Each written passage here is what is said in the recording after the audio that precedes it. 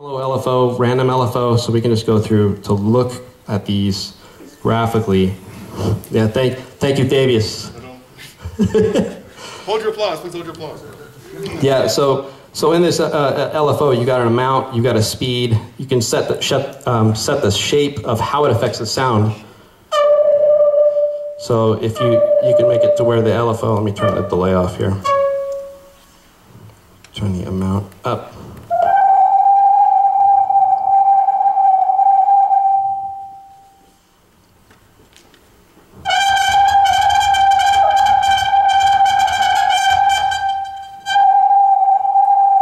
So with the envelope for the LFO all the way set as a ramp, it starts to slowly fade in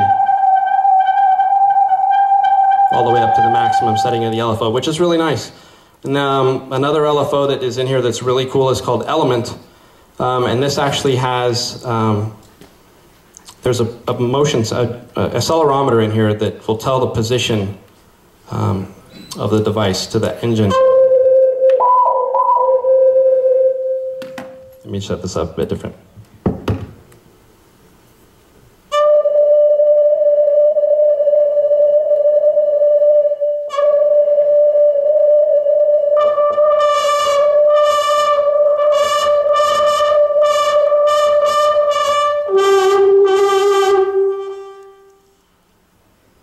These arrow keys also are your octave up and down buttons and your pitch bend.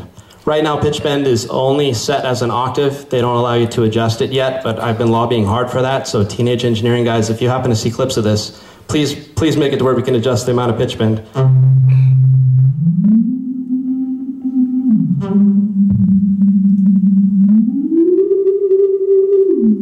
So anyways, you can also set just like I said, the octave. And you can go 4 octaves down and 4 octaves up.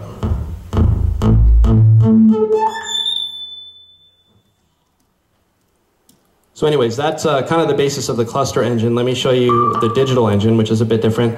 And in order to show you the next engine, I'm going to actually show you a little bit about the sequencers, because this actually has a bunch of different types of sequencers in it. One is called endless. One is called pattern. This is endless that's shown right now.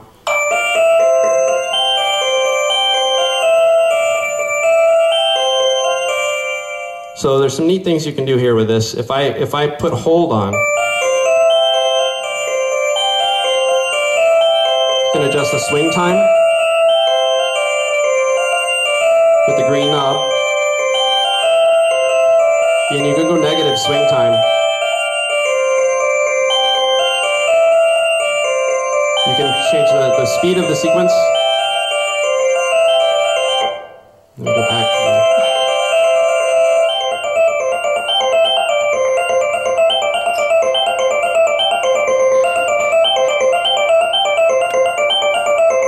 You can actually turn this, the white knob adjusts.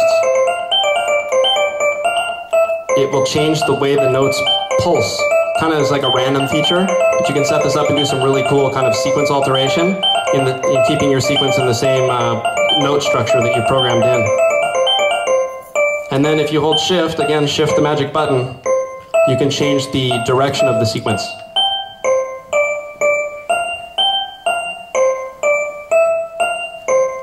This is forward.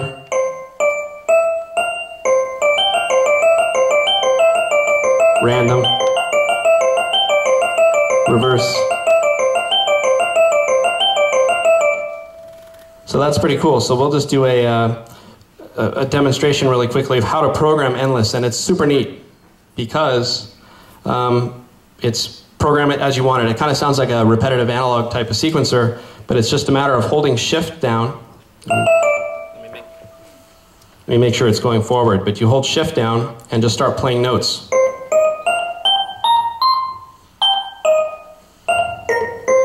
And so you can actually, while shift is being held down, push a note and hit the arrow keys to hold the note. And then you can program rests in as well if you just use the arrow keys while shift is still held down, but this sequence is going to play like this.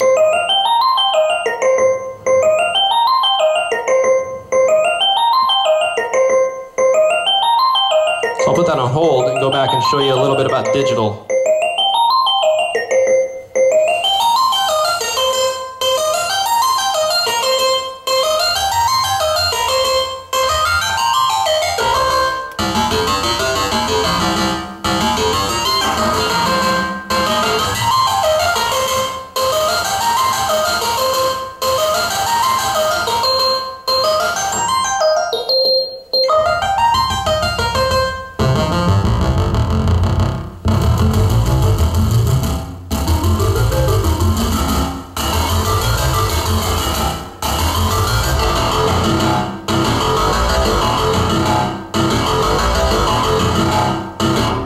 so let me turn the sequence off and go back to tape. I want to show you how you can use the tape to record this. Because obviously it's going to do a bunch of cool sounds, but how do you actually start to sequence and arrange with it? And that seems to be one of the questions I get a lot as a result of my YouTube videos.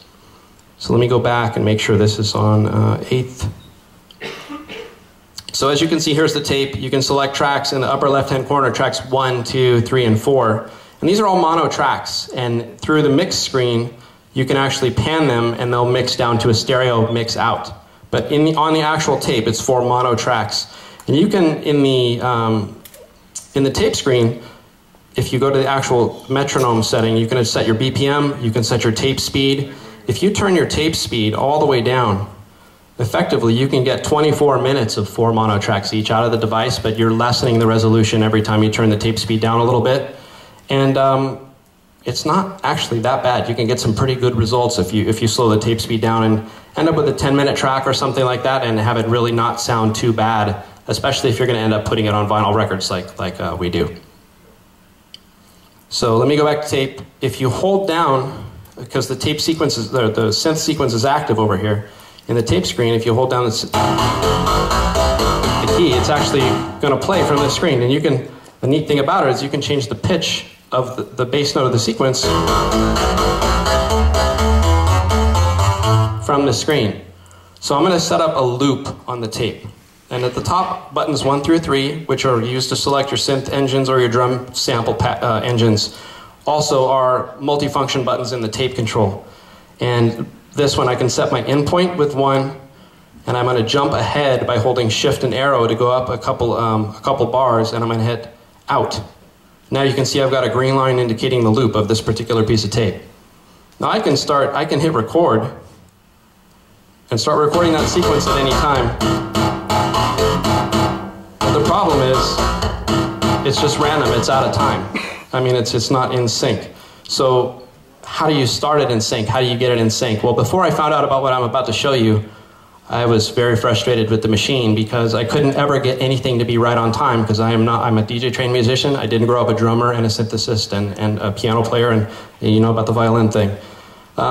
So I'm gonna remove this, and so there's no undo. Let's just make that clear. There's no undo. So you have to really kind of learn to perform with the OP-1. There are features over here called lift and drop, pulling from old school tape verbiage and technique. So I'm going to lift out the out of sync piece that's in here, and that's like delete. As long as I don't drop it anywhere, it's gone. So I'm going to bring this sequence in on time, and to do that, I'm going to actually hold record and then just hit the key, and it will automatically start the tape recording right when I hit the key.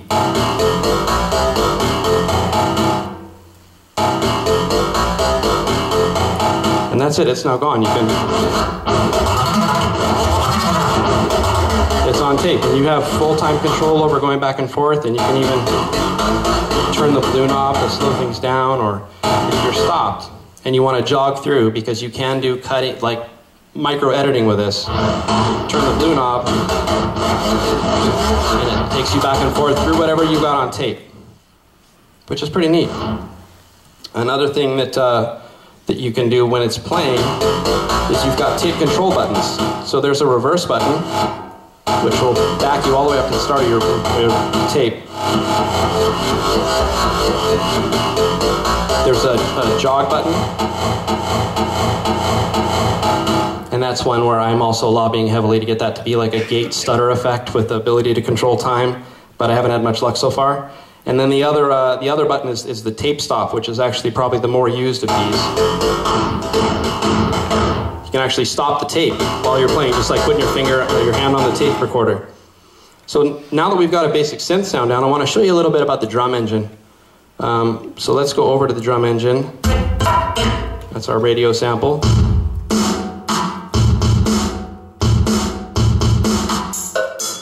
And so you can also import through the computer. I forgot to mention that it has USB. It's super easy to import your own sounds. So the way that importing a drum kit goes, you don't send in 24 sounds. You actually send in one 12-second sample, and then you can map it while the sample is in the OP-1. Or they put out a really cool editor where you can drop in samples of any waves, AIFs, whatever, drop them into a graphical interface that's on the screen, set the mode, set the playback, set the gain, set all of those things, and then you basically hit save and it burns a OP-1 friendly drum kit for you that you literally plug in, when you plug the OP into the computer, it's like a flash drive, and it's got 4 folders: synth, drum, album, and tape. And you basically just drop your drums sample that you just made, your drum kit, into the drum folder, disconnect your OP-1, and it's in there. It can hold 42 user drum kits, 42 sampler, synth sampler patches, and then 100 different preset patches. And you got to manage those. You know, at first it seems like a lot, but right away you run out of space and you realize, wow, I'd really like to be able to hold 1,042 of these different patches. So going back, I want to set up and do a different sequence here now that we've got some drums going. And so I'll go to pattern sequencer, which is just holding shift and going to the sequence button over here. And we'll go to, really quickly, I want to show you Tombola, which is a sequencer I don't get a whole lot of use out of, but it's kind of teenage engineering. And you'll know what I mean in a second when you see, but I'm dropping notes into it. And they all have gravity. You've got a gravity amount, and you can start the sequence turning. So let me start the sequence actually turning. I'm going to rotate it and drop some notes in.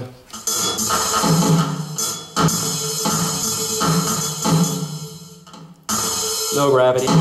So the notes all fly around everywhere. I turn the gravity up.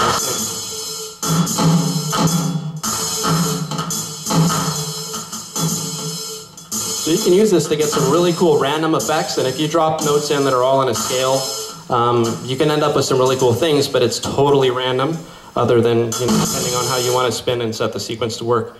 It's really cool, but practicality for me with the music that I make, with being repetitive and locked into a groove, I haven't found a lot of use for it. Pattern is going to seem immediately familiar to anybody who's ever programmed a Roland drum machine, because it's a grid. Right? There's a little bit of a DAW here with the grid, and you can adjust your swing time. You can advance through the grid as you program sequence. So I'll just program a very basic kick on the 1. And to program notes, you hold shift.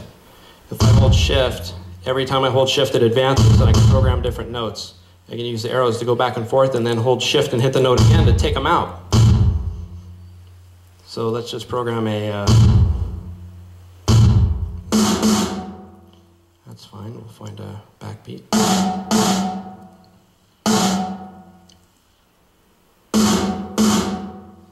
Okay.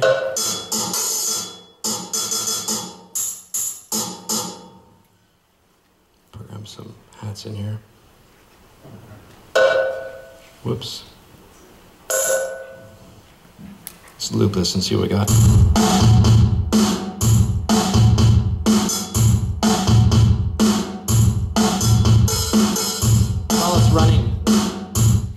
While the sequence is running, you can actually program notes. So I'll hold down shift and program a couple notes in.